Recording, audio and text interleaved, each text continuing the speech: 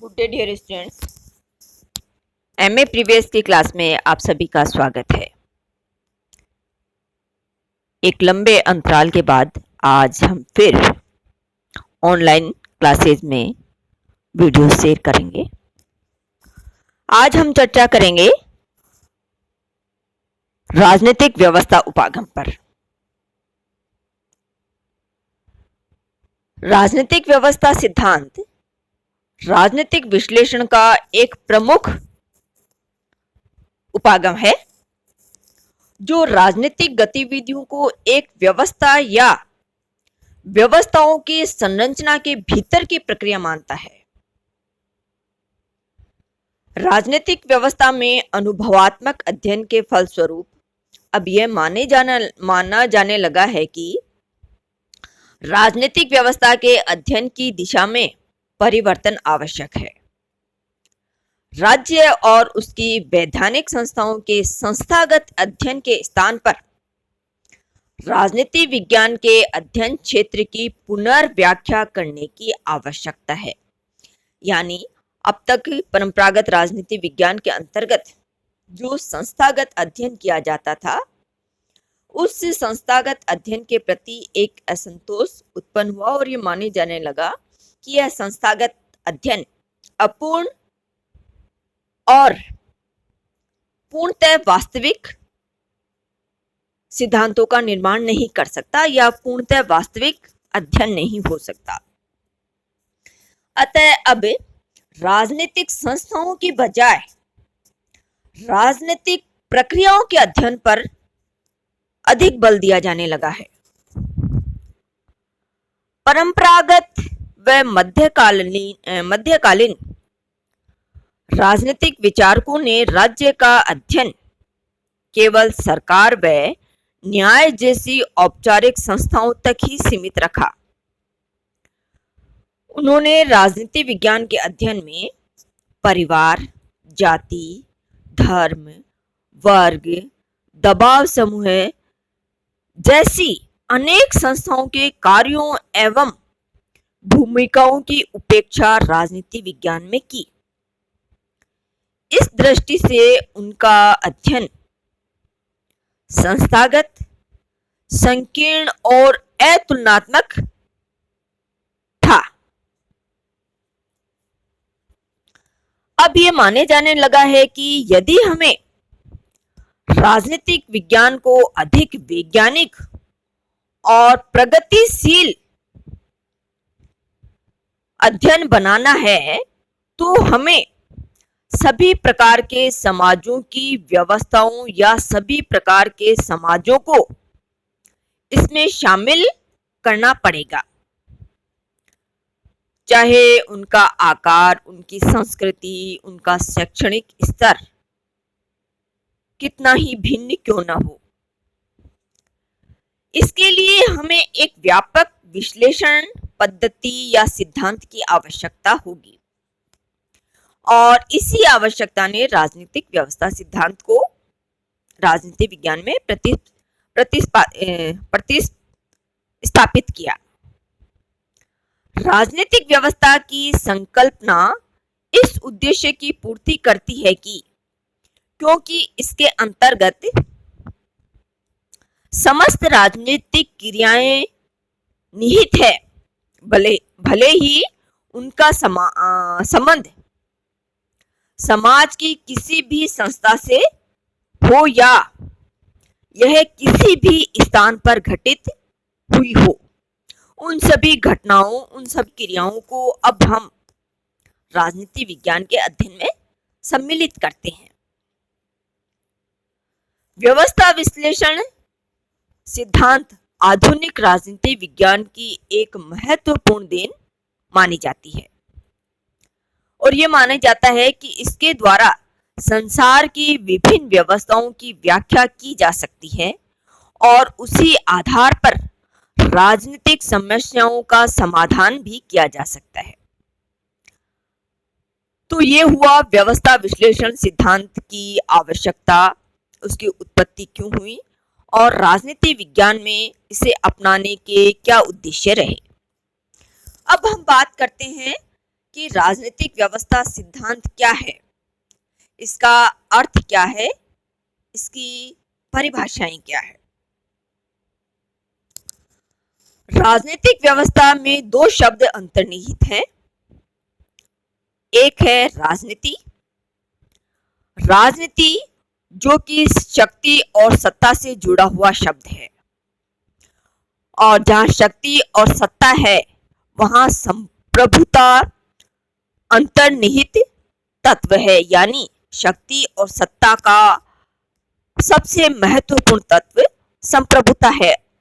इस संप्रभुता से ही शक्ति और सत्ता कार्य करती है। दूसरा शब्द है व्यवस्था। व्यवस्था शब्द का प्रयोग अंतःक्रियाओं के या अंतरक्रियाओं के समूह के रूप में किया जाता है। अंतरक्रिया यानी विभिन्न समाजों में जो इंटरेक्शन होता है या किसी भी क्रिया का सामूहिक रूप, यानी जहां भी कोई इंटरेक्शन होता है उस कलेक्टिव इंटरेक्शन को हम व्यवस्था में सम्मिलित कर सकते हैं। राजनीतिक व्यवस्था में व्यवस्था सिद्धांत जीव विज्ञान से आया।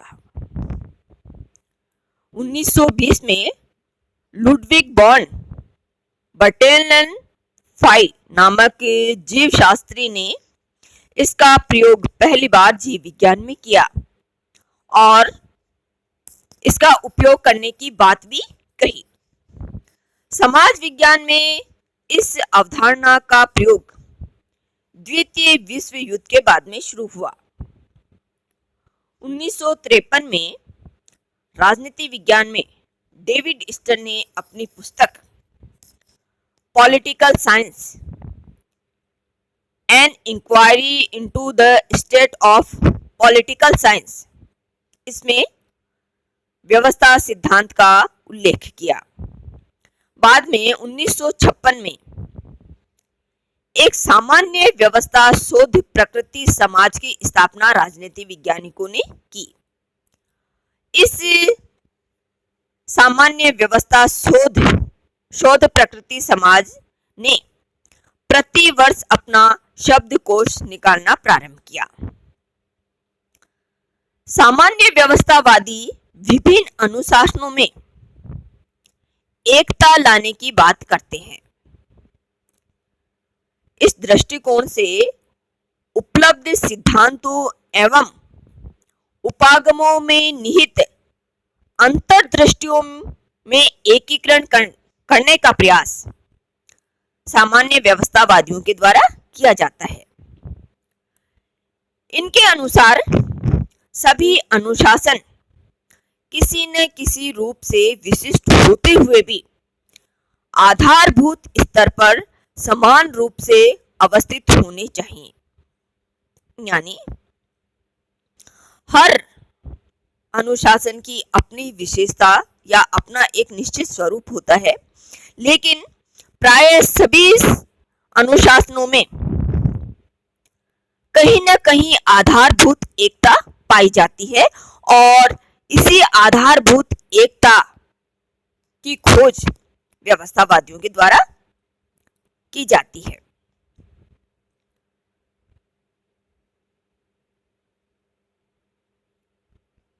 इनके अनुसार विभिन्न अनुशासनों में आधारभूत स्तर पर समान रूप से अवस्थित होने वाली जो एकता है उसी के द्वारा व्यवस्था सिद्धांत की संरचना की जाती है। सभी अनुशासनों द्वारा अध्ययन की जाने वाली व्यवस्थाएं आकार, समय, माप व सामग्री आदि की दृष्टि से भिन्न भिन्न होते हुए भी एक दूसरे से मूलभूत संरचना एवं प्रक्रिया की दृष्टि से समान हो सकती है, यानी कि विभिन्न व्यवस्थाओं में विद्यमान मौलिक समानताओं की खोज करके सामान्य व्यवस्था सिद्धांत की रचना की जा सकती है। इनका मानना है कि सामान्य व्यवस्था सिद्धांत व्यवस्थाओं के मध्य समान आचरण नियमों, प्रक्रियाओं एवं प्रकारों की समानता पर अधिक जोर देता है। यह केवल आकार प्रकार की समानता पर बल नहीं देता, बल्कि व्यवस्थाओं के अंतर्गत संपादित होने वाली क्रियाओं, प्रक्रियाओं और प्रकारों पर इसका जोर रहता है। सामान्य व्यवस्था सिद्धांत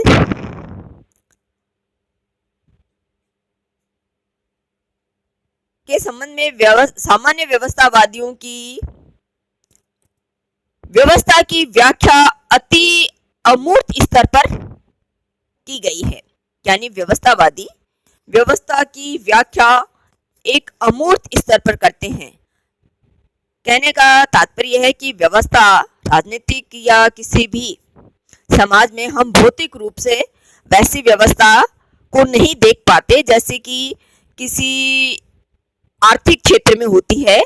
यानी उत्पादन के क्षेत्र में जो व्यवस्थाएं होती है, एक संरचना होती है, फैक्ट्री होती है, उस तरह की भौतिक या मूर्त रूप से कोई संस्था स्थापित, ये व्यवस्था स्थापित नहीं होती, बल्कि यह एक अमूर्त स्तर पर स्थापित व्यवस्था है।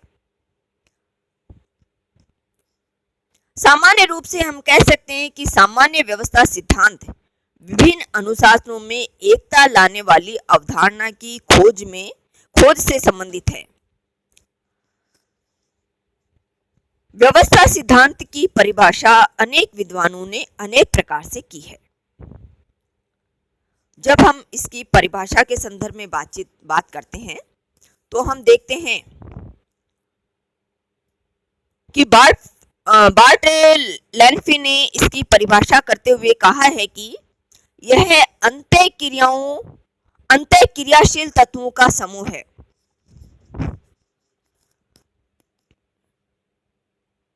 बार्ट लैनफी कहते हैं कि यह क्रियाशील तत्वों का समूह है। A set of elements standing in interaction,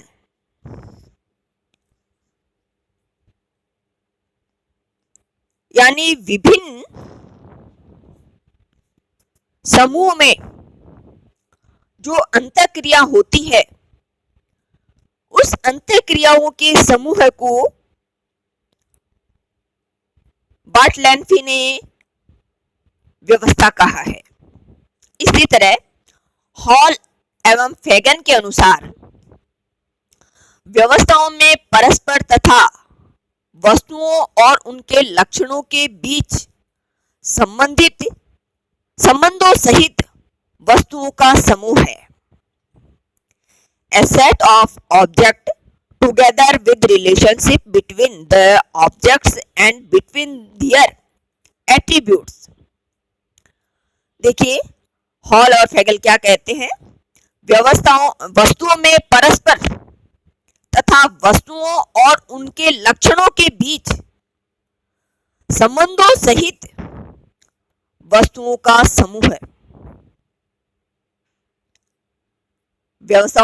वस्तुओं के आपसी संबंध, उनके लक्षणों का आपसी संबंध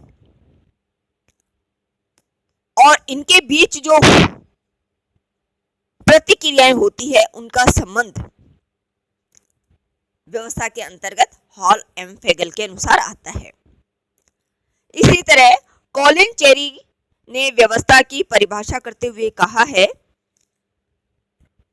वह संपूर्णता है जो कई अंशों से मिलकर बनी हो एवं जिसने उन अंशों के गुणों का भी समन्वय हो। A whole which is component of many parts and assemble of attribute।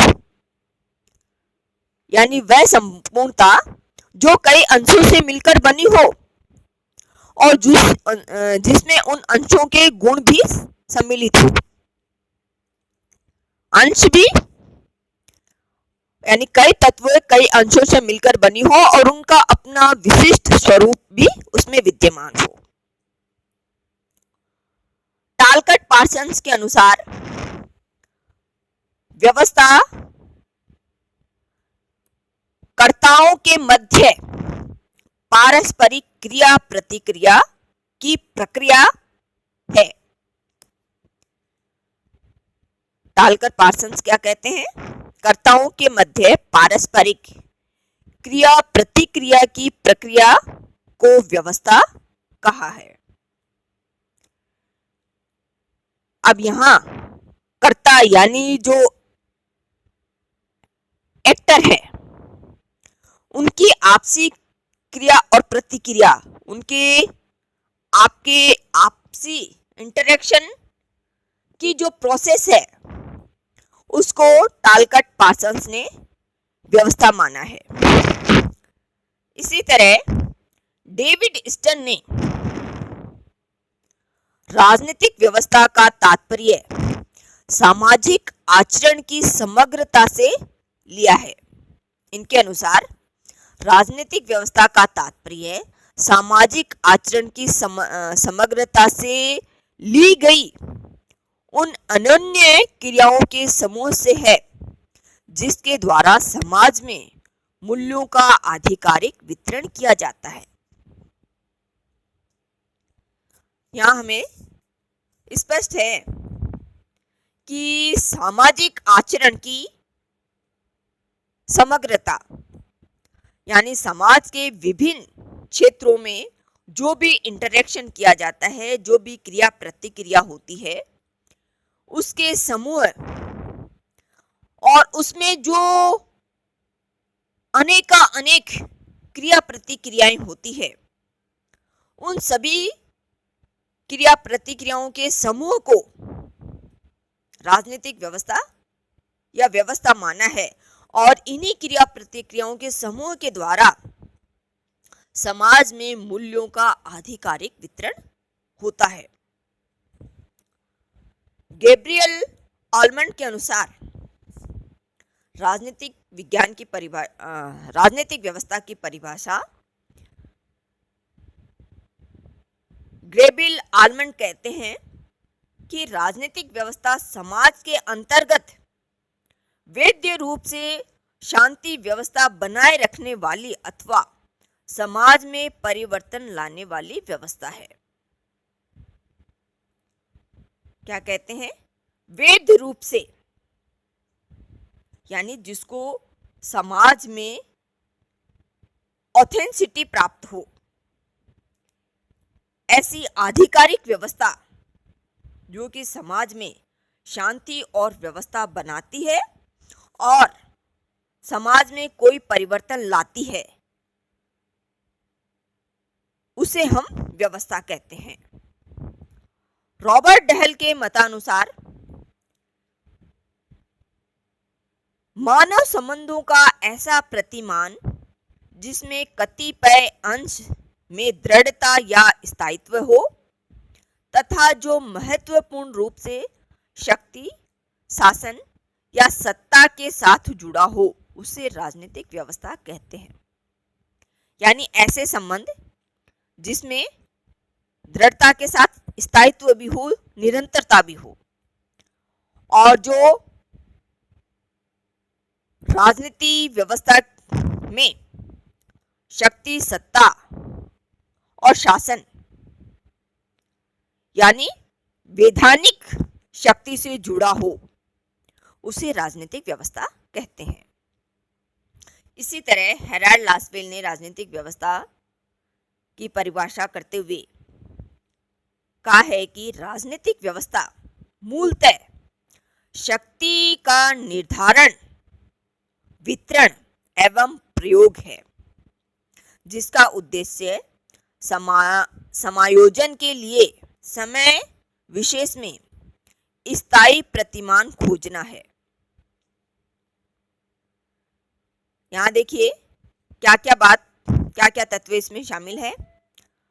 शक्ति का निर्धारण, वितरण एवं प्रयोग, यानी वे सभी तत्व जो शक्ति का निर्धारण करते हैं, उसका वितरण करते हैं और उसका प्रयोग करते हैं, वे सभी तत्व इसमें शामिल है। इन सब का उद्देश्य क्या है? समाज में समायोजन स्थापित करना और इसके लिए विशेष प्रतिमान, विशेष मॉडल की खोज करना। तो राजनीतिक व्यवस्था राजनीतिक क्रिया प्रक्रियाओं के संचालन से जुड़ी हुई व्यवस्था है। आज हमने इसकी परिभाषा और इसका सामान्य अर्थ समझने का प्रयास किया। नेक्स्ट वीडियो में हम एक नए टॉपिक के साथ फिर उपस्थित होंगे।